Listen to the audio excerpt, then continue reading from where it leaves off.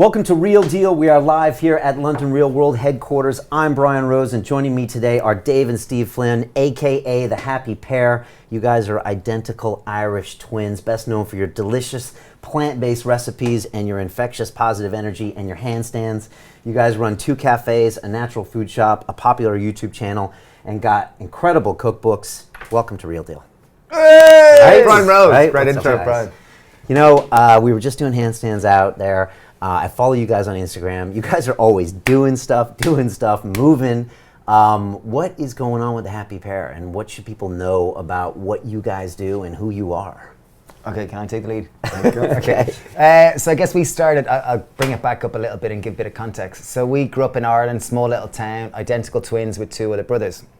Went to all boys schools, you know, we were very good at sport. By the time we finished school, we were playing semi-pro rugby, we were doing male modelling, we'd played baseball, we were overachievers and we were jocks. And we were very focused on, like, you know, women, you know, it was very kind of like, we were living the American dream. We went and studied business, and we were all about money. It was about money, it was about materialism, it was about kind of instant gratification, and that was kind of happiness to us. Huh. And then is that an Irish thing, or were you just like, was it the American dream? I think it was more what Western culture had sold us. Right. And we swallowed the pill, and we, as overachievers and upwardly mobile young men, competitive twins, you know. We, as Steve said, we swallowed the pill, and by the time we'd finished college, we kind of lost faith in it. It was like there was a certain hollowness or a certain kind of like, I'm not buying this anymore. It doesn't feel authentic to me. So age 21, we went away separate, so which was big for identical twins, went away on a separate journey, like a voyage of, you know, Jack Kerouac, voyage of self-discovery. Yeah. And we ended up straight away, you know, this is back in 2001, we ended up You went to be a golf pro. I went to be a golf pro in South Africa. I was playing off scratch at the time. Okay. And then after a week or 2, gave up on that. But over the next kind of couple of years, I changed my diet to vegetarian and then vegan, and then we got into yoga, we got into communities. We ended up spending a lot of time on spiritual communities, on farms, on rainbow gatherings, Burning Mans, you know, Vipassana meditation center. We looked under a lot of rocks and really questioned our own social conditioning. Wow. And age 24, Steve calls me up and says, Dave, do you want to like start a health food revolution? This is what he said to me. And I thought, like, I was in Mexico and I'd been reading all about Che Guevara and hearing all these people, and I thought, oh cool, we're gonna like start a revolution, we're gonna be like picketing, we're gonna be going storming the parliament, like, yes, I'm all about this. And he says, do you want to start a veg shop? It's like, a fucking veg shop? Like, you know, what's that gonna do with revolution? He says, just trust me in this one, I've got a dream. And age 24, we started a veg shop. Wow, and you guys had both independently gone vegetarian when you were on your travels without telling each other. Yeah, it was kind of, I guess we'd been on, as twins, you share so much of your life together. Like, genetically, we were once one. Which sounds weird. Which sounds weird, but I guess we were transitioning ourselves, and we were very much going through experiment with things, and it was quite strange in that, like, I went away to Vancouver on my own, and I met someone that happened to be a vegetarian, and I decided it really resonated, and I called Dave up going, Dave, like, I reckon I'm the better twin now, like, I'm a vegetarian, you know, expecting, and he said, geez, that's weird. I decided to go vegetarian 2 days ago too, so it was... And then a couple of, you know, probably, I think, you know, I went to vegan and he became vegan, and then we tried with raw foodist, and then I think I gave up drink and he gave up alcohol, and we got into fasting. We were really pushing the boat in terms of seeing how food affected us in terms of, like, we were very into spirituality. We'd gone from total materialism and capitalism and wanted to explore spirituality. So we were kind of, you know, I was living in a cave in Costa Rica behind a waterfall with all these yogi people, and 2 of them training to be breatharians. So we tried all sorts of wacky stuff, and then came back and it was like, okay, let's see what we can share with the world. See if we can try to build a happier, healthier world, starting with our own little community. And again, a veg shop back in Ireland seems like a really opposite choice for 2 guys that were out living in caves and going to Vancouver and all that. I mean, how did you get your head around that you had to start at home and start, you know, selling plants? Yeah, I think it was like we had changed ourselves so much, and we kind of just felt like, as weird as it sounded, we felt like we needed a platform where we could just aim out. Did you ever watch Care Bears as a kid? Do you remember? I didn't watch Care Bears. I watched the Smurfs. I didn't watch Care Bears. Of course you didn't watch Care Bears. Sorry, Brian. Well, I once saw Care Bears on TV, but there's Care Bears stare, where they'd stand there and they go, Care Bears stare, and out it would come. Okay, and we always felt that we wanted it. We just something. This has gone quite, you know, touchy feely, but it was like we had this thing inside of us that we felt we wanted to share. And right from the start, Steve was adamant, okay, let's start a business. It's going to be, we both studied business and did masters in it. So he's like, right, let's see if we can start a business and use it as a vehicle for social change. So age 24, we started it. You know, he wanted to start as a charity. we ended up calling it the Happy Pear because there was two of us and we were selling fruit, so Happy Pear was a pun, you know. I get it. I just got it now for the first time. Just got it now. Okay. But we, like, he was adamant on calling it a different name, and he wanted to call it Flinner's Fruit and Veg for Social Change. Okay. And it just wouldn't happen to fit on the sign, so we ended up calling it the Happy Pear. So the whole context was always about a bigger mission. Okay, this is back in 2004. Yeah. 2004. Before, like, entrepreneurship became Yeah. popular, also before entrepreneurship for social change became popular. I mean, And then before vegan and plant-based. that and all too. this. So So Like you a guys lot of- must have been even weirder. A lot of the local town didn't know what to make of us. Like, kind of mom and dad played golf, they played bridge, and it was kind of like, what happened to the lads? They're like, they drive a van, they sell vegetables, like, they're definitely selling drugs out the back. You know, there was this type of... Yeah. And there was a sense of pity because we had come from two kind of people that people respected. It was like, oh, the lads are great at rugby, they're good in the community, they say hi to everyone. And we'd come back like with long hair and polyester shirts and plaid pants, and we painted our fingernails because we're different, and, you know, and we were vegan and we didn't drink anymore. So we'd gone from our friends being kind of rugby players that we all drank together and went chasing women to coming back and we were into yoga, we were vegan, we'd started a vegetable shop. So people didn't know how to relate to us. So there was almost a sense of pity. So it was, thankfully there was two of us, so we had our own resilience. And we had to kind of come back and start our own community, start kind of from scratch, like age 24, and start to build a community out Now, from there. it's one thing to be a vegan with painted fingernails, Yeah. with long hair in New York City or London. Yeah. But, like, can you tell people what it's like to do that in Dublin? And, like, from someone that's never been there, what's that It's like? not even Dublin. Dublin's 1 million people. This is Greystone's 20,000 people. Or Okay. 15,000 And people. You guys are south. Yeah, we're like 30 minutes Yeah, away. like if from that's there, right Ireland, on we're the like kind of coast. down here. But Yeah, I it's- saw you guys on the map. So, yeah, I mean, explain what that's like. Is that like being in a small town in Missouri or something and pulling Yeah, that off? there was two back then in 2004. There was two people we knew that were vegan in the town. So you had to, we literally had to start and building out our community. It was foreigners, it was Spanish people, and it was more transient people could relate to you. They didn't have you hemmed in a box like those people. So immediately we built it. You know, we started our business. So people would come down from the hills because they'd see you're selling organic veg and you're making kombuchas, and this is, you know, and it suddenly started attracting a community of like-minded people that were into yoga suddenly, and before you knew it, a community of people started to flourish out of, and it became a hub for people that were looking for something more, something different. I won't say more, but like an alternative way of living. And even I'd say, like, one of the most selfish reasons why we started the business was to create a community that would support us with the lifestyle changes we had. Okay, right. In essence, and create like a restaurant that would feed us the best possible organic food and So veggie, you kind of vegan scratch food. your own itch, I think is Totally, Tim Ferriss yeah, used to say. yeah. So just to give a context, so we started in 2004 with a vegetable shop, and we opened a cafe, a vegetarian cafe. And I guess since then it's gone from, it's 2018, so we've got Overnight success, right? overnight success 14 years later, where we've got, like, there's about 150 people work with us, and there's cafes, and we've got about 30 products in 1,000 stores in Ireland, and now in Waitrose in the UK, and cookbooks, as you said, in cafes and shops and a farm. So it's sprawled in so many different ways, but I think to pin it down to anything, it's the sense of community. It's really a physical community as well as an online community that's really epitomizes kind of, I don't know, positive natural living, if I was to, and eating more plants, Okay. You know, it's funny, I have a bunch of students inside my academy, and I always say when you go to build an idea, a brand, or a business, that the natural tendency is to get your friends and your family to come over and buy your stuff and like your page. But the truth is that that's the easy way out, and it's not the way to find your real community. Then you got to do the hard work, and you got to go find those few people that actually love what you do and bring them in. Yeah. And that's usually when most people quit, because it's so hard and they're looking for gratification and people around them to say, okay, you're doing great. Because it takes years to do that. Oh, huge. And like, what was that like from 04 to like 08, 09, 2010 when you guys are doing that? I mean, how do you get through the dark moments? Because you guys are upbeat, but there must have been a time where you're like, this isn't going as fast as we hoped it to, or not. It was even funny, like we used to get up at 4:30 and go into Dublin Fruit Market and drive a little red van. And the fruit market, I don't know if you've ever been to many fruit markets, it's a very nepotism. It's like old Dublin lads, like real men. It's almost like an apprenticeship, like you had to get into, and it was a fraternity and a mindset, very male orientated. So it kind of happens from 4 a.m. till about 8 a.m. in the morning. You go in and buy your fruit and veg to sell in your shop, and it was real old school. And we certainly weren't welcomed in. We had studied business. We were from the south side. We were like yuppies, educate. So quite a story was we used to go in there and you'd see them standing there and they go, oh fucking, and you hear them mumbling under the breath, like, give these lads a month, jeez, pair of pussies or whatever. You hear that kind of stuff. And they looked down at us, and we were the most chipper people skipping around. Oh, wow. You know, we were so chipper that they really hated us. They really didn't want to support us in any sense. And they try and rip you off at every sense. And it wasn't until like we were 24 and we were busy working all the time that we realized in Greystones, oh, there's a lot of au pairs like from Mexico and Spain and France, and quite attractive females. And we used to kind of, you know, we were young, virile males, not to say we're not now, but we used to hit on them and go, oh, you're from Mexico. Oh, wow. Have you been to the fruit market yet? And we'd say, oh, it's an essential thing that you've got to do when you're in Ireland. And oh, yeah, I'll pick you up at 4 o'clock tomorrow. Brilliant.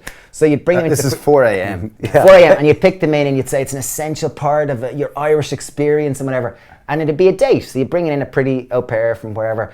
And we started bringing in girls with us into the fruit market and giving them tours. And the lads, because they're a very male-dominant place, they'd be, oh, gee, how you love, you know, would you like some strawberries? And giving them flowers. And we built up our respect, and suddenly the lads opened up to us and welcomed us into the fraternity. Yeah. Okay, so that helped, and your persistence helped. Yeah. I think, and to answer your question more directly, I think being a twin, it naturally gives you more resilience. It gives you a blind spot because you're blind in your own little world, but at the same time, it supports you. Like, it's kind of unconditional support and sense of, like, even coming on this trip to London on Monday, we were getting off the plane and I was like, oh, it's great to be back on holidays. Oh yeah, we're working. Yeah, we're working. But it's that sense of excitement. If I can answer that, I would say blind naivety and ridiculous enthusiasm and just kind of having fun. I think having fun and not seeing it, you know, the way, if you're someone that studied business and you're going at something from an entrepreneurial point of view that's more financial based, it's quite a different metric than kind of two people starting with a mission of trying to create a better world and really to try to build a community.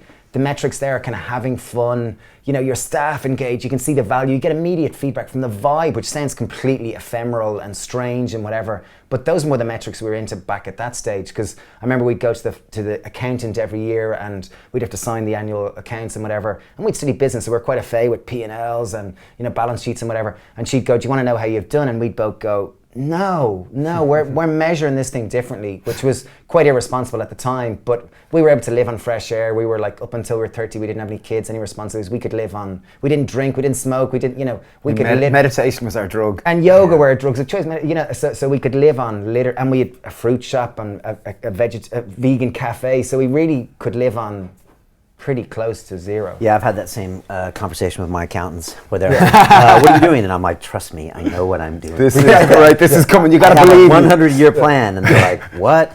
And then they hear about the ayahuasca and the rest, and they're like, okay, trust me, we got this. So, you know, it's funny, I think one of my guests once said that a company's brand is a lagging indicator of the company culture. And what that means is that how people feel on the inside of your company sooner or later trickles out to the customer experience. Mm-hmm. And if people aren't really engaged in having fun inside, sooner or later the products just won't be as good, someone won't care. And you guys seem to really have this like fun, excited company culture. Do you think that's why your brand is so appealing to other people? I think it's quite a challenge. I think it's something that we're very conscious of. We're far from perfect, but it's become a challenge as the business has grown from me and Dave and maybe 50 people working directly with us, and now there's maybe 150 people. So some people you don't know even that well. So it's how do you manage to instill, because lots of people would follow us on social media and they think, oh great, I'll go work there, we'll do handstands, we'll swim in the sea, you know, and then I'm going to do cooking demos, and then I'm going to do YouTube, and then I'm going to do some interviews, and they don't realize they could be in there like pot and pesto, and it's like, it's not a glamorous job, and it's like, there's a lot of toil in it. So there's a conflict in that regard, and I guess we're quite cognizant of it and we're doing our best, but... And I was going to say I think we do have amazing people that work with us. And I think that's part of the challenge, as you would find in your business, I think, to try to keep people inspired, engaged, and as part of a philosophic, like our philosophy for the world is like, our business is the very basis is to try and build a happier, healthier world and build a community. So we've got to start internally with that and really try to make people feel part of something, and you know, and it's a constant evolution. We're doing our best and striving towards it every day, but it's a WIP for sure, work in progress. There's a lot of work to be done to make a company run. Continuously. How can you build engagement? Like we roast all our own coffee, and like one area that we're kind of the bit that always fascinated with business was organizational structure, as in structures of power. And a traditional organizational structure, people know traditionally it's a hierarchical system. And you know, as a business grows, typically it becomes more rigid and there's more structure to reporting lines and becomes more tighter, because it needs to to be able to support the growth. But I'm more fascinated with the idea of smaller independent pods where there's more autonomy, more engagement. And like we started a coffee roastery a few years ago, and a friend, Paul Grimes and Shane, run it. And they get a percentage of profits, and they kind of just run it themselves, and it just happens. And there's no SOPs as in standard operating procedures. And they sell their product back to the business, you know. So it's like an independent, separate little republic. And I think it's that's where we're trying to move our business to. But then there's so many, you know, there's the ideals, and then there's the confines of you live in capitalism, and there's limited resources, so you can, you know. It's a dance. It's a dance. dance. It's like everything in life, you know, there's a it constant dance between responsibility and freedom and time, you know, holidays and and you know work. yourself, if you want to be on the edge of creativity and productivity, sometimes you go too far. Sometimes you like to maintain on the edge. It's a constant balancing. And as a mutual friend of ours, Rich Rollo, he says like balance. He says always my most productive things, or most of the guests you've had that are very successful in a certain area.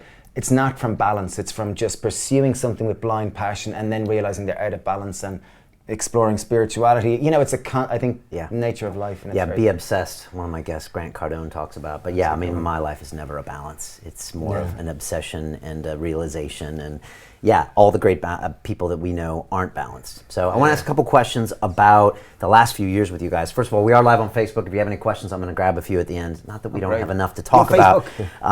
But, you know, last few years, you guys got on YouTube.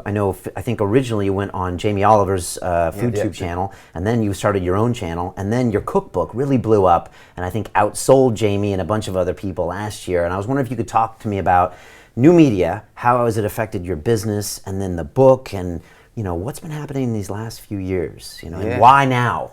Like, I can go with lots of stories now, but like, say even, like we started with an obsession with food, and we started with a fruit and veg shop, and when we opened our cafe, we weren't trained chefs, and if you wanted to be a trained chef, you had to kind of do a cordon bleu course or something very meat-based, which we didn't want to do. So we hired our chef mom, Doreen Palmer, who'd been a chef for 30 years. We kind of trained under her, and then quickly, I guess when you're running your own restaurant and you realize she's the highest paid person and she needs holidays and she needs days off, you got to learn how to cook very quick, and you got to learn to cook well, because if your food's not good, you've no customers. So you do that for 10 years, and you quickly become, you know, a bit of an expert in it, if you will, or at least you've made a lot of mistakes. Like an expert is someone who's explored all possible mistakes in a small narrow field. Albert Einstein. So we're good at making mistakes, but people, I'm gonna get there. I'm getting there. I'm on the long way. People would regularly come up. I got a great idea for you. Why don't you write a cookbook? And we'd heard that, you know, 50, 100, 500 times. It was like, right, we really got to do this, Dave. Let's do it. And we had an offer from a publisher in London, and whatever way it didn't feel right. And then we sat down with Penguin. And it was like we sat down with Michael and Patricia. It was like sitting down with Roald Dahl and Enid Blyton. You know, you're up in this beautiful room, and the china was out, and they had great, you know, elocution and great language and vocabulary. It was like, I'd love to have friends like these, Dave. These are great people. And they said typically a chef who has a TV show will typically sell about 2,000 copies of a book. And they said, lads, I know you don't have a TV show, and I know your book is vegetarian, so it's even more obscure, but you have a shop, so we're going to print 6,000, and maybe you'll sell them over 10 years. The book came out in October, and I remember I was away when it came out. I remember phoning Dave, what's happening? Dave, what's happening? He said, someone drove all the way up for 2 hours from Tipperary, and they want me to write my name in their book. Like, that was the weirdest thing ever. Within 6 weeks, the 6,000 copies it sold. By Christmas, it was the #1 best-selling cookbook that year, outselling Jamie, Nigella. Then the next year, when Jamie brought out a new book, Nigella brought out a new book, it outsold them all 2-1. Wow. And that book, I guess, has sold over 100,000 copies, the first one to date. So it's pretty amazing. It's a small little yellow book. And why? I would That's think crazy numbers. I would think we had we wrote a story that was obviously relatable in a sense, which we talked about you know, where we had come from to where, you know, and I think it was a relatable story through it that had a lot of, you know, recipes that have been. And it was just relevant. I think it just happened, and I guess we kind of good authenticity or good sense of like we've been through it. And I would also say that we're two people that love a camera and love a stage and have a strong message to tell. So we loved going out and, you know, being interviewed, championing talking a about message vegetables about, and eating more fruit and veg and trying to make it more relatable. So that kind of helped create a more platform, and say 100,000 books, and majority of them in Ireland. So it was suddenly you went from being a little bit obscure to suddenly you were known by many people. So it's you and Conor McGregor running Ireland, basically. I don't know about that. Okay. But you know, a lot of great support from your own people. Yeah, phenomenal. You guys do Phenomenal. that better than any country in the world, right? I think that's the one skill. Like, Ireland has many skills, but one thing that I think we're exceptional at is we're the best supporters, and we love a party. But like, we're phenomenal supporters. Like, even when Conor McGregor had that fight in New York against an American guy, and the American guy walks out on stage, like in America, and he's booed because the amount of Irish people that are there going, "Hey." I know. So It's insane. It's You know, I phenomenal. used to work with a bunch of Irish guys in the city at this company, ICAP PLC, and yeah, they were tight. And then I remember I had an American client, and they'd be like, "Oh, you guys are American, just talk to him." And I'd be like, "There's no code in handshake. There's 300 million of us. You know, we don't stick together like you guys do." And it was always like, no, just tell them where you're from. And it was like, no. Irish people always enjoy like chatting. Like, my wife's Polish, and she meets other Polish people. They don't even speak Polish. They're kind of ruder to each other. Right, Irish it's weird people, that way. where are you from? You know, Can I tell a kind of story in that? So we grew up in a small town in Ireland. So like, did you ever watch Father Ted? I know Father Ted, but I don't think I watched it that much. Anyway, okay, Sure. so it was the epitome of a small town in Ireland. Everyone lived in one another's pocket, and very familiar, and like small town kind of mentality. And we kind of always resented it, and kind of always like admired London or New York, where there was faraway feels and you could be yourself and express yourself. And I remember going away traveling, and I ended up going to this, it was an international rainbow gathering. So I thought this was utopia. This was in Costa Rica. This was like, you know, free, everyone called one another brother and sister. It was about creating a better world. There was no money. It was all like... Gifting. Yeah, gifting. And I thought, oh my God, this is going to be amazing. I'm so excited. I'm going to stay there for the full month. And this is like, we're going to build a better world. And coming from a small little community in Ireland, I was going to this fabricated community. And it just didn't feel authentic in any sense to me. Like, it didn't feel, coming from a real community where people genuinely had your back, they cared for you, they looked out for you, you had a multi-generational, you know, friendships. It didn't feel authentic. And it wasn't until I went home that it was like, oh my God, like, community it's something that takes time to build, and it's a really beautiful thing, you know. And it's a word that gets thrown around a lot, especially in the digital age, you know, and it's hard to really put your finger on what a community is or what it's supposed to be. I guess like-minded people who share similar values and want to support and encourage one another. And can I have a punt at your question, because we went off on rants. You said your question was about the digital age and how kind of relating to that. And all I can say is that because we've had a very clear message from the start, which hasn't been, we want a load of Ferraris, please support us.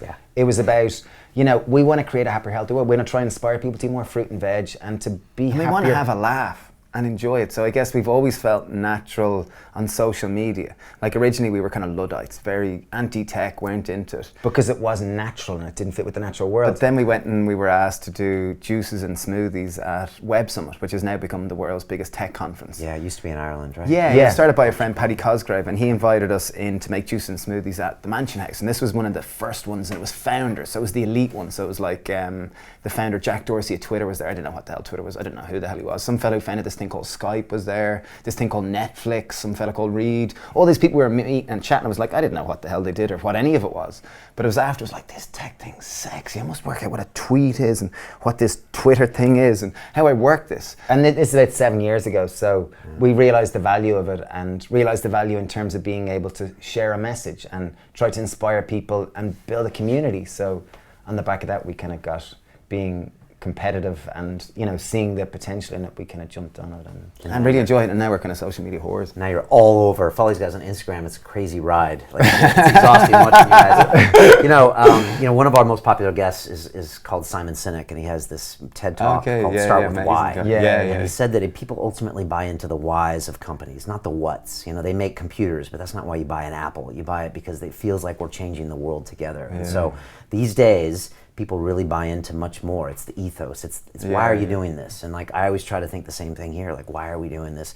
Who are we trying to change? And when you get over the Ferrari issue, I think you can really concentrate on what you're all about, you know, and communicating that to people. And you're business students, and I came from a business background, but if you just maximize profit, you'll get lost. You'll get lost everywhere. And it can feel hollow. It does. You know, ultimately, like the American dream, maybe some people it satisfies them, but I think ultimately it'll only satisfy the itch to a certain degree. I think there needs to be a bit of internal gazing if you want true wisdom. It doesn't work. You know, that's what all my movies are about. Yeah, you know, me lost in that dream and then just realizing after 40 years that it wasn't working. You know, I'm an engineer, so finally I looked at the data and I was like, this isn't making me any happier. So let's find out a new plan. Now I got the new plan.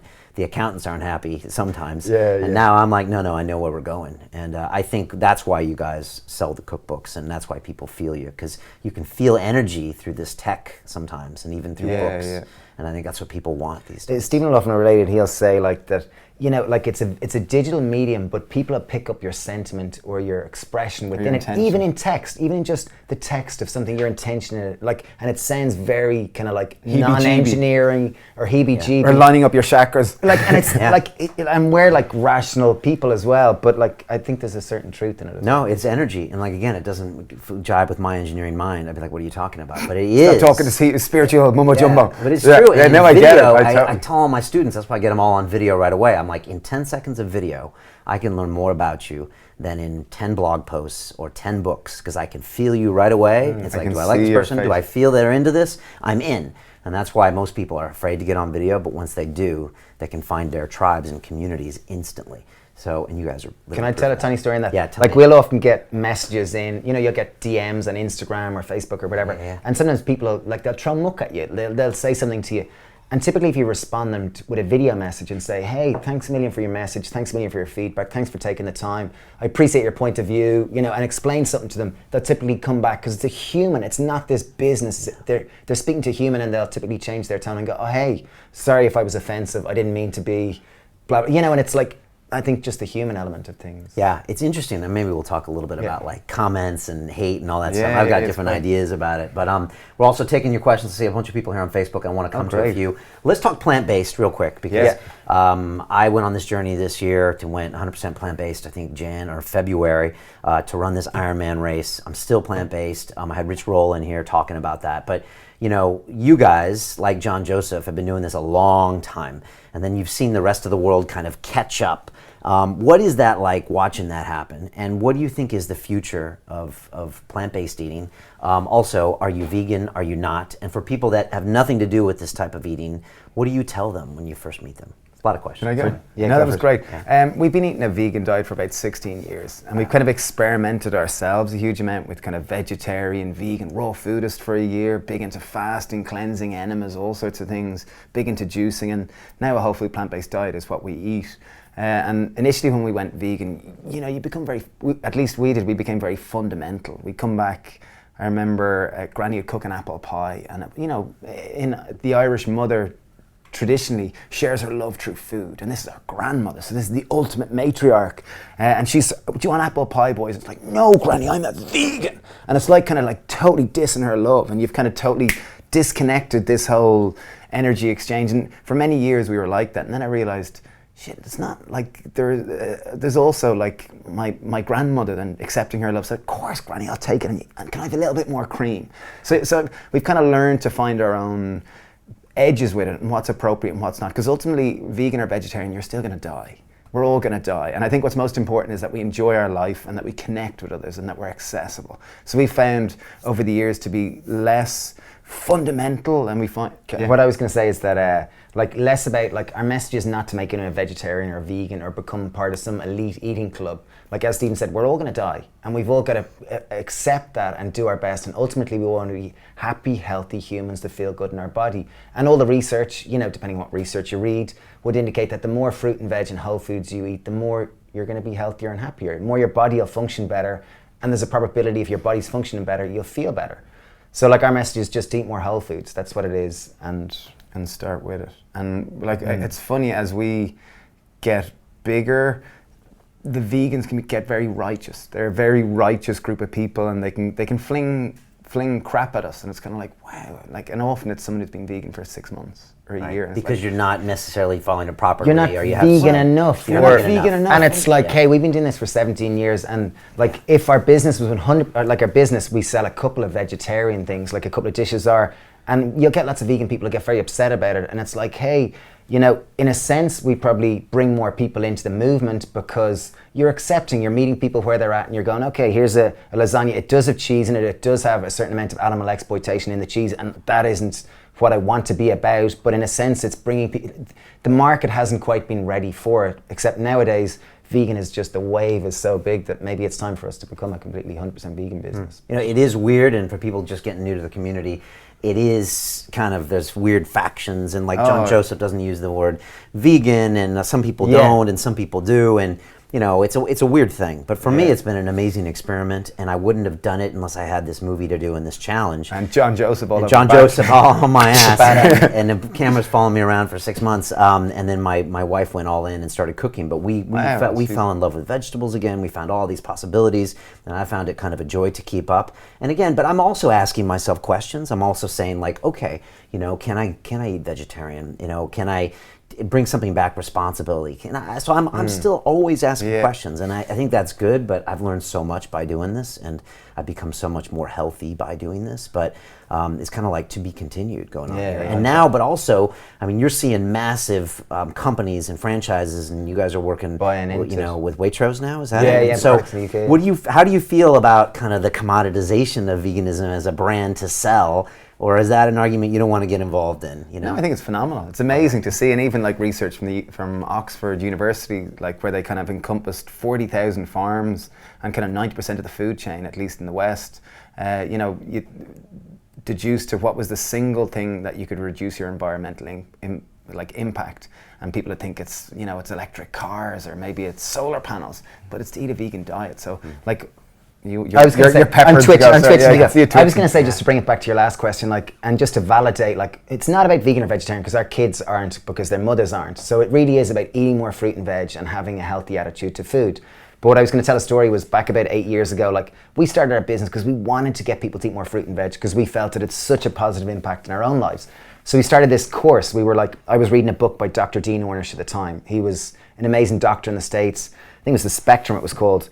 And Steve was saying, oh wow, like Mary was in and she was saying she's lowered her weight, like doing Weight Watchers. And he was like, I wonder could we start like a course, like where people can measure the benefit in their health by putting them on a plant-based diet. It's like, okay, cool, I'm reading this book and I say, right, let's go into this 4-week course, put them on a whole food vegan diet and see what happens. So I went down to the local doctors, I found this nurse, Angela, she said, yeah, cool, I'll support you, whatever, pay me 50 €. We put up signs around the shop. This is like 8 years ago. We put up signs around the shop. We said, reverse heart disease, you know, sexy, skinny, like a real kind of snake oil salesman advertisement. And we had 20 guinea pigs, you know, humans that were up for taking this challenge. And Angela, the first night she measured people's cholesterol, weight and blood pressure. And they came upstairs to us. And as chefs, it was about getting people to eat porridge. You know, it was getting them to eat vegetable soups and eat dals and chilies and pad thais and move like, this is 20 Irish people that are meeting 2 veg people 8 years ago. And it was a huge shift because when we had to put on a lot of videos about men and women in white coats saying why it works and whatever. And anyway, the 20 people took up for the challenge. 4 weeks, they ate a whole food vegan diet. We'd starting measurements and we'd finishing measurements. And in the last night we were, you know, we didn't know it was going to work. We really didn't. We were totally taking a punt on it. And we were putting our ideals to the line. Like if this doesn't work, it's like, we got to find new ideals. We got to reinvent ourselves. But thankfully, you know, cholesterol dropped by 20%. You know, weight dropped. Everyone lost kind of, you know, lots of people lost 10 kilos. You know, there was really positive. Everyone's blood pressure regulated, and there was so many other positive side effects that we kind of got lots of national press on it, and we kind of ran out of time running the business to do these courses. So we built an online course, and we've had I think 15,000 people through it from 52 different countries. Okay. And each time it reaffirms it, like. On Saturday, I met a taxi driver from Dublin that was 55 that said, listen, I'm a fucking real man. I grew up eating flies, burgers and chips up until 2 years ago where I had my first heart attack. My daughter's been nagging me to try this fucking vegan thing. I did your course 6 weeks ago and I've lost 20 kilos. I've never felt this good. My rash on my back is gone that I've had for 20 years and I can sleep. And this was like a real Dublin man that was like, you know, salt of the earth, that is not a typical kind of woo-woo. He's not into chakras being aligned. He plays darts and drinks pints, you know. So yeah, amazing to see. Yeah, genuinely. No, that's great. And tell me more about this, the future of your business. And also for anyone watching, you know, what it really takes to be an entrepreneur, because you're branching out into, you know, these digital products, you know, I guess there's more cookbooks in the way. What is the future of the Happy Pear? think happiness. Okay. Like I think happiness is where, like we're probably the tip of the spear for the business. And I guess what's our true north at the moment, which is more relevant to everyone, is like we all want to be happy. At the root of Brian Rose is I want to feel good in my body. I want to feel confident, comfortable, and happy, whatever the hell that means to each person. Pleasure, avoid pain. Yeah, so I think that's to try to explore that. Like we're working on various projects in terms of that. That's Okay. you know But more specifically, less more specific. ephemeral. Okay, more specifically, yeah. At the moment, we're kind of working with Waitrose in the UK, and it's wonderful. And we're kind of doing more writing with them and recipes with them. We're kind of enjoying YouTube and kind of, I guess, moving more. Like we've probably shot about 400 videos, and we're exploring the idea of kind of longer format vlogs around topics around business, like as in like how to create a brand, how to write a best-selling cookbook, topics like this where they're more value-based and they're moving away necessarily from recipes and more into kind of lifestyle aspects. I was going to put my two things. A community farm is one thing, which our younger brother's, we've got a smaller farm, but he wants to raise a few million and build a community farm. That's an example, you know, using really kind of commercial Dutch principles, turning them into organic biodynamic principles. So really using modern technology, making it to be a public space where people kind of can come up and see it, schools come up and learn from it, and provide food like a CSA for the local community. What's and CSA mean? Community supported agriculture, where for example, our small town of Greystones, people buy in at the start of the season. They put up to Brian Rose spends €250, and he's got his vegetable box each week is delivered to him of local veg. Each month, Brian Rose and his family can come up and explore their farm because he's got a stake in it. And pick their Everyone's happier and healthier. Up, They meet friends. They go pick tomatoes in tomato season. It's a very happy world. There's a local drug rehabilitation centre. They come up once a month. They do some weeding because it's good for, you know, and there's so many different positive aspects that can benefit society. Isn't it funny how we're re-engineering communities that probably existed 500 years ago? Oh, totally. Boom. You know, it's like the Fight Club thing, right? Where you go and you get the job so you can live in the one-bedroom apartment alone in the sky, and then you're lacking. And then you're on connection, social media to connect. and you go down and punch guys in the face in the basement. You know, that's Fight Club, right? But like, it's weird how we're like re-engineering these communities based on things that maybe we used to do. Like you said, having relationships with different age group people in your community. Yeah. You know, that's so important too. And even like looking at kind of Blue Zone research, like where happiness, an indicator of happiness is the amount of face-to-face interactions you have during a day. And you know, a lot of American society is set up via cars, so it's hard to have that. Whereas like in Little Greystones, I'm in a fortunate position where I walk and you bump into people, and strangers suddenly become people you know, and then they suddenly become friends, and then they're someone that you're minding their kids or they're minding your kids, and it really builds this closeness and a sense of knitting. I thought a friend was reading an interesting book recently, and they told me about this guy who took his garden, took down the fence, put in a public bench there and put in swings. And he said it was just phenomenal, the impact it had on the community. Suddenly people walking past might sit on the bench and he'd walk out and they might have conversations, and strangers became people they know and friends, and it just helped provide this nexus with which people could And it's interesting, connect. like if you think of the symbol, like almost like a symbol of success in Western culture is you've got the big house with the big garden with the fences and the gates and your own stockpile, and then you're lonely, like, you know. And it's like, and if you look at, you know, like I remember when I was 21, I lived in South Africa. I was training to be a golf pro, and I remember I found it so strange that the kind of discrepancy in terms of how people lived. And I remember I was friends with the black guard I became good friends, and it was like, come stay, and he was like, I live in this hut, like in this total, you know, slum, and I was like, cool, can I come stay with you? And I was fascinated, and I went to it, and I couldn't believe they made it life. Like it was bubbling up with life and joy and music and dance. I was like, oh my God, you guys are so rich, you know. And here I was living up with this white, you know, community that was, you know, it was much more, it wasn't quite as vibrant and alive. People always say, I want to get rich and buy an island. And it's like, why do you want to be on an island? You're alone. Like, where's the rest of the community? And then you got to fly your friends in, you know. Yeah, and I remember I was like down some Greek island or something one time, and everybody was partying in like this club, and there was someone out with their private yacht, and they were out in the water, and I was like, what are you doing out there? Like the party's over here. And so it's funny how we kind of separate. One thing we've kind of got into is swim rise, and it kind of came about as we started. When Dave's daughter was 5, he was kind of when she was like 5 months, I should say, kind of walking her to sleep by the sea, and he took a picture like of the sunrise and put it up on social media, and people really interacted because it was a new day, new dawn, innocence, purity, oh great, positivity, hope. Right.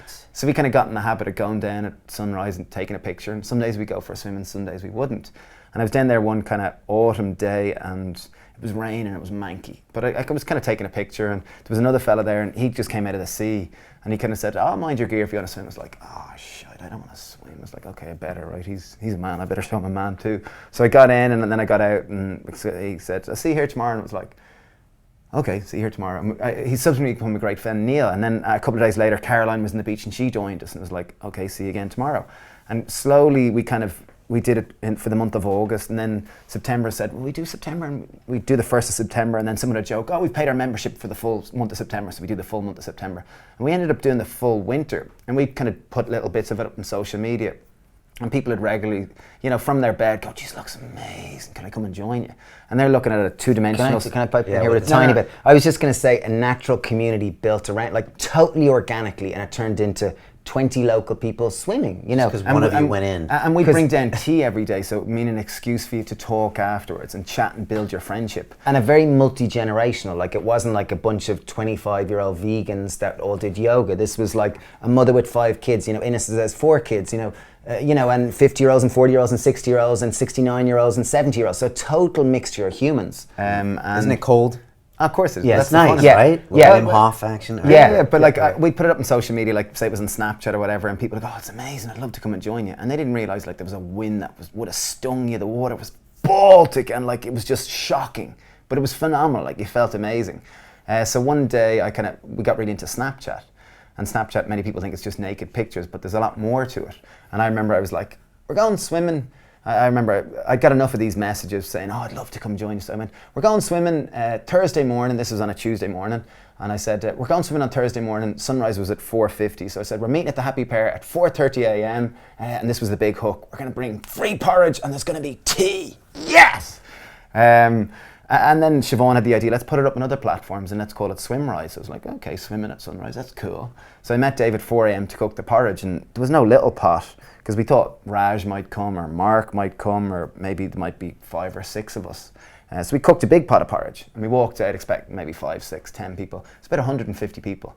We all walked in the middle of the road, the sun rose, we made love, it was beautiful. Okay, we didn't make love, but subsequently we probably had ones where there's 500 people to 700 people, and wow. We were on a Netflix show, Somebody Feed Phil, and people who follow us on social media come every day. There's people from different parts of the world come, and it's amazing. And a simple thing of like swimming at the sea, but I guess because like regularly I'd be walking down in winter and it's raining and it's cold, it's nearly snowing, there's a wind that equipment, and you're going like, am I crazy? Like, this is ridiculous. Why am I doing this? And then you go into the sea and you come out and you're like, oh my God, it's amazing. What a beautiful day. Like, it's just, I think the shock of the water being so cold just brings you back to the present. You forget what you're worried about. Seeing the sun rise, having tea with mates, it's such a great symbol of hope. That is something that I guess is very dear and helps us maintain a bit of balance. Yeah, what a great cleansing routine, and I love getting in the cold water, and it's just a great. You got to join us sometime. Yeah, I'm gonna have to. Bring your family across. We live in a lovely little small town. Really colourful world. Yeah. Yeah, you'd be interested from a business point of view. As someone that runs a business, you'd be interested in seeing. Yeah, and seeing. We'll show you inside the machine. Well, let's finish on business, and I'm going to take a couple questions. So if you have business questions for these guys, put them in now. Advice to starting entrepreneurs. I mean, let's be honest, in the last few years, it's become kind of trendy to be a hustler and an entrepreneur. But like we all know, it's a lot of hard work behind the scenes. For anyone that wants to start a brand, and maybe even start a food brand, which for me seems like really hard to do, what advice do you give people out there? Can I go? Yeah, please. Okay, first one, only do it because you love it. Don't do it because you think, oh, food is sexy and I want to get into the allure of it. Like, it's hard work. The reality is it's graft. Most of it is graft. But if you enjoy it, it's easier to sustain in those dark nights just before dawn. So I think it's really important. 1, do it while you love it. 2, we exist within capitalism. You need to be financially responsible. It took us about 10 years to make peace with making a profit. Because you guys had a problem with that. You were going to do it as a non-profit. It felt bad and dirty. Yeah, and you guys went the other way. Gone from studying degrees and masters and wanting to be stockbrokers and investment bankers and make millions before we were 30 to suddenly hippies that were all about community. So like profit and money were like the devil. But I think if you are setting up a business within capitalism, you need to be financially prudent. If you're not good at numbers, get a partner that's good at numbers, because numbers are the spine and the backbone of your business. Can I pipe in on point number 3? Yes. Okay, point number 3 I would say is have a partner. I think like the journeys, like life is about connection and feeling a sense of belonging.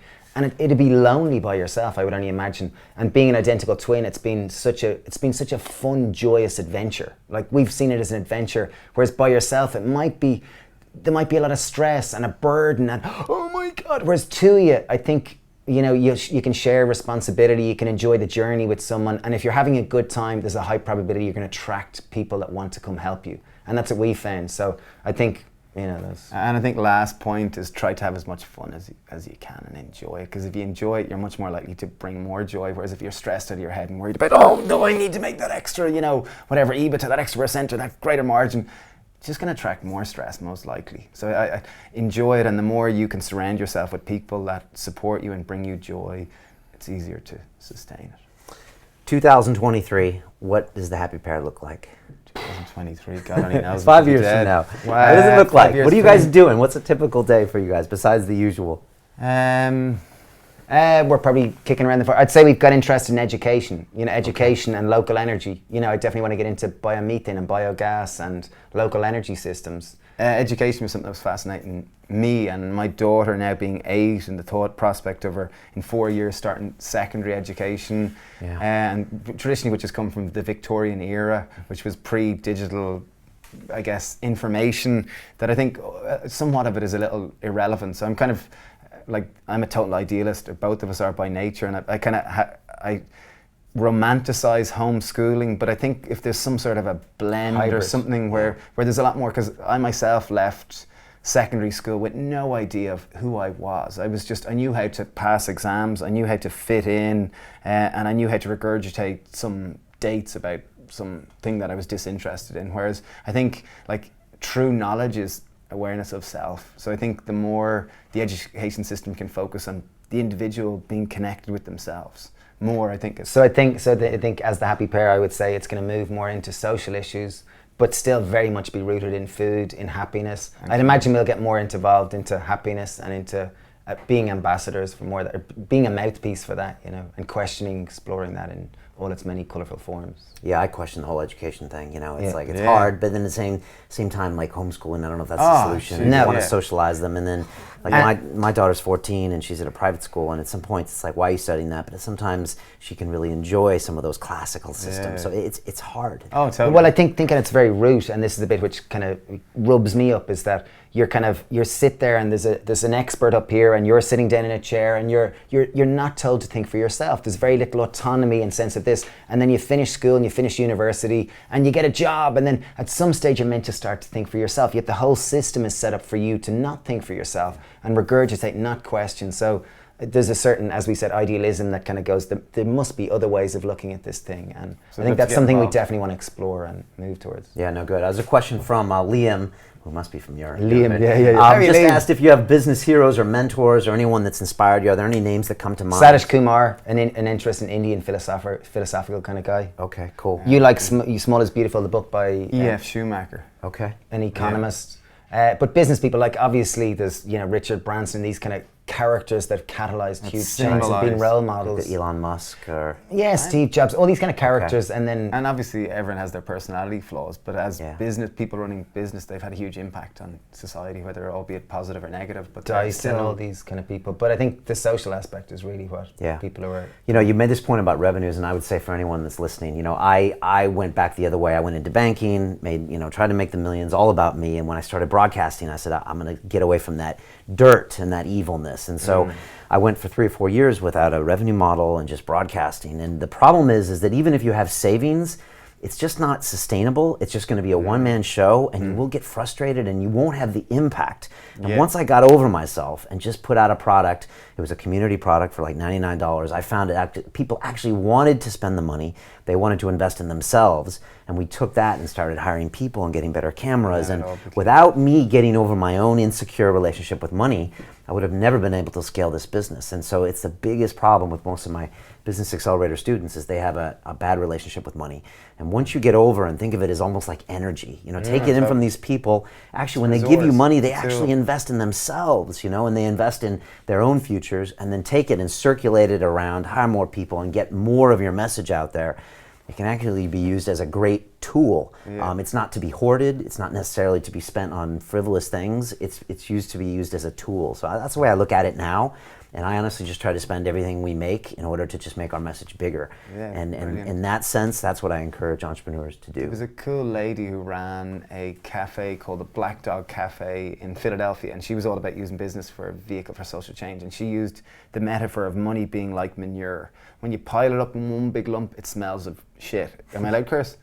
Sorry if I... yeah, you just did. It's fine but if you spread it out along the fields, it enables the manure and it fertilizes the soil for more to grow. So I think that's a nice metaphor for money. And I think to bring things back to spirituality and old school kind of religious philosophies, and I think philosophies for life, I think true wealth is true giving. I think that's where the greatest joy is God. And I think what we've our perspective on money has changed to more capital. And it's a resource that, profit was an evil thing, but the more resource you have, the more you can decide where it flows and where it goes and where to invest it, and whether things are invested in plastics and, things that necessarily, or they're invested in organic local farming and invested in education, or invested in playgrounds for kids, or invested in other aspects. I think that there's so much you can maneuver which way you want things to go. I like that capital, and then it gives you choices. Like if we're able to make a movie, whereas normally we would just be stressed about the next episode. So now we can invest in something that hopefully gives for years to come.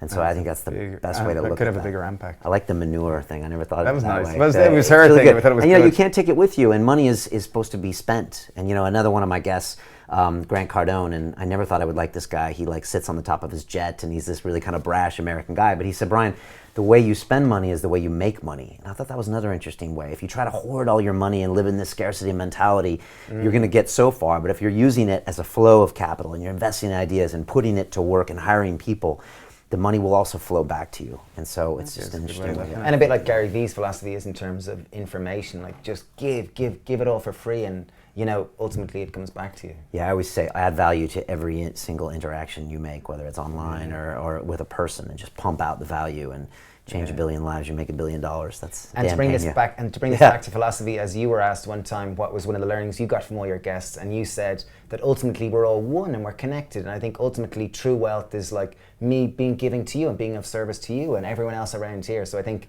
back to the ultimate philosophical thing, it's probably the most selfish thing to be giving and being of service in these things, because ultimately really bring more joy to it. I mean, it's so hard in the American dream, capitalism, even social media doesn't help these days. It's like, what am I doing? Me. But like I told you guys out there, all of the OGs, as I would say, which is original gangsters of London Real, all of those people you really admire in the chair, they always come down to that. Shep Gordon, who was one of Mike Myers' mentors, who was in the movie, I'll remember the name of it, but he said to be of service, and Dorian Yates, we are all one. So it's like ultimately you get the greatest joy by helping other humans. You just do. It doesn't make any sense. But if you go with that and trust that process, you're going to just live an amazing life. And so that's the secret. Yeah. Yet it's most challenging, because you were going to say... Well, I was just going to say, even recently I went to a friend's father died. Hugh was his name. And you're at a funeral there, and many people, we'll do talks regularly, and I'll kind of say, we're all going to die, and people go, don't be so pessimistic. It's like, I think we really need to make peace with the fact that we're going to die. And when you're at someone's funeral, the measure isn't the wealth, it isn't the size of their car, it's the relationships they had. And I think ultimately it's the relationships that we have and our ability to share love. Yeah, I think it can be a beautiful thing if you accept you're all going to die. Yeah. And again, on your gravestone is never going to be written your net worth, your IPO price, or any of that. No. It's all what did you do for others, period. Yeah. It won't even be your company. And so, remember that and cherish every day. I had this amazing gift of an overdose in 2001, and it makes me value every day. It's like, come on, let's get up and let's do some stuff. Let's add some value. Start handstanding. Yeah, we only got so whatever it many is, learn years new left, tricks. Yeah. We had lunch with a lady in Facebook. We were invited in there on Monday, and we had lunch with a lovely friend, Rosie. And she was saying that she'd been reading the Buddhist book of living and dying, and she said, and she broke it down, and I really got it. She said, almost if you can live each day like you're preparing for your death. You're gonna if I knew I was gonna die in a month, I'd probably move a little slower. I'd be more mindful. I'd look around me more. I'd be more I'd be genuinely interested. Brian, I'd want to connect you, not what can I get from you. I think, and I just thought, what a beautiful way to think of things. And it sounds very pessimistic and dour, but I think to think of your own, But even in times like that, say you're rushing through rush hour, we were yesterday walking through Waterloo station. I was mental, and we were kind of joking, oh my God, I feel like a rat in a rat race. But in the middle of it, like, there was one guy playing music, and like, when you stopped and you listened to him, it was like, oh my God, I'm in heaven, like. But it was the ability to be able to stop and see the beauty in the storm. And we stopped and just watched the people come for a while and looked at the expressions in their face, and there was a whole lot of kind of like struggle and strife, and like certainly it was very difficult to catch someone's eye and kind of smile. If you wanted to give, it was kind of difficult. So it was quite interesting moment. You know, if you knew you were going to die tomorrow, you'd probably live a lot more like that as opposed to... Yeah, and that's what Ido Portal said to me, meditate on your death every day. And it's a great question to ask yourself. If this was the last day on earth, would you be happy with it? If not, why not change that today? You know, why are you waiting a month or a year to, you know, connect with people you love or change that eating practice or that mood? Do it now. And so it's a great thing to think about without getting, you know, shouldn't be depressed about it. All right, well, you have to follow these guys on social. They're on Instagram, on YouTube, on Snapchat. Books on Amazon, more coming out, right? Recipes for Happiness has just come out. That's the first book that's been an international bestseller. So that one's the best one. It makes it easy and simple for people to eat a more plant-based diet. Okay, and more content coming out on YouTube, maybe some long-form stuff. We're prolific. And these guys are all over Instagram stories, so just check it out. Like, it seems like there's 10 of you. You do it. So, and I'm going to come over to Ireland. I'm going to jump in the water. Oh, there you are, social accountability. There you go, you're promised. That's what's doing it. But look, I love your energy. I think everybody that bumps into you just gets infected with it. And again, you guys have been doing this for 14, 16 years. So thanks for fighting the good fight. It was awesome having you on Real Deal. And to be continued. All right. You're equally beautiful. Huge Okay, inspiration. thanks, guys. Cheers, Brian. Great, guys. Brian. All right. Thanks a million. We are out. London Real doesn't stop when the conversation ends. You see, that's when we get started. Because everything begins with a thought, and then comes the action. The London Real Academy is our global transformation platform. Here we bring together thousands of students from over 75 countries. Whether you want to build a profitable business from your passion, or learn to speak to inspire, or broadcast yourself with your very own podcast, or accelerate your life to become a high-performance person, we have the online accountability course and personal mentoring program that will make your dream a reality. Join us, and we'll take your life to the next level, together. Our next accelerator course is starting soon.